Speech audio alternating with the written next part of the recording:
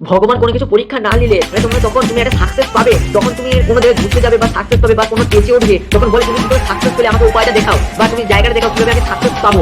তখন তুমি বলো হ্যাঁ আমি সাকসেস দেখো, আমি এই তো এমনি করেছি সাকসেস পেয়েছি। সাকসেস কোনোদিন 2-3 দিনে সাকসেস পায় না বা 2-3 মাসে সাকসেস পায় না, সাকসেস পেতে গেলে 1 বছর 2 বছর লাগে।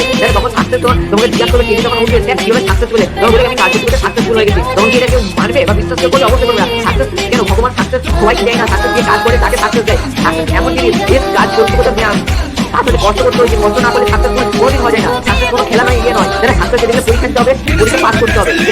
পরীক্ষা এমন জিনিস অনেক সাথে অনেক বাধা আসবে, বিপত্তি আসবে, অনেক চেষ্টা অনেক কিছু আসবে, হেরে যাবে, আবার ইজ্জত আসবে, হবে না, অনেক কিছু প্রবলেম হবে, লোকে অনেক কিছু বলবে, সেটা থেকে কাজ হবে না। নিজের সম্পদ ঠিক আছে, লোক তোমার ঠিক আছে, তোমার কেউ আলাদা করতে পারবে না। তোমার জীবনে তুমি নিজের শক্তি নিজেই হচ্ছে বড় হতে পারে। নিজের মধ্যে তুমি নিজেকে ছোট ভাবো, কেউ তোমার জীবনে পাশে থাকবে না। নিজের নিজের বন্ধুটা আত্মাটা তোমার পাশে থাকবে, সারা জীবন ওর সাথে কথা বলে তুমি রেডি করো। জীবনে সাকসেস পেতে হবে, সাকসেস কোনো নেই বাদ নেই, তুমি সাকসেস বলি সাকসেসের জন্য মেন কথা হচ্ছে তোমাকে বুদ্ধিমান হতে হবে, শিখতে হবে, আপডেট আনতে হবে মাথার মধ্যে, মাথা খাটাতে হবে, বুদ্ধিতে এমন জিনিস বুদ্ধি না খাটালে কোনো কিছু করা যাবে না। বুদ্ধি খাটাতে হবে, সিস্টেম করতে কোনোদিন 1 মাস বা 2 মাসে কোনোদিন সাকসেস পাওয়া যায় না। সাকসেস করতে গেলে অনেক কষ্ট করতে হবে, স্টার্টে করতে হবে। যেমন স্টার্টে না করলে কোনোদিন হয় না। যেমন বিরাট কোহলি জয় হয়ে গেছে, হয় না, করতে করতে করতে করতে আজকে তো বিরাট কোহলি, তাই না?